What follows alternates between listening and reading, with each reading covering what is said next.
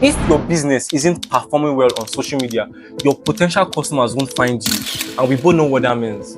Lost sales and lost opportunities. Let me break it down for you. Our research shows us that 5.17 billion people uses social media, and an average user spends 2.5 hours per day scrolling, engaging, and buying on social media.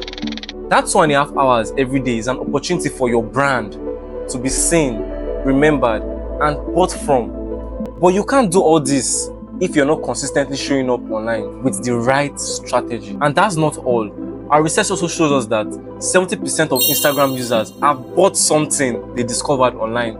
This means that your potential customers are already online, scrolling, searching, and deciding who to buy from. So the question is, will it be you or someone else? One of our clients said our sales increased by over 200% after a year of working with us. Another of our clients said he got 5 new high-paying clients within just 1 month of working with us. And how did we do this?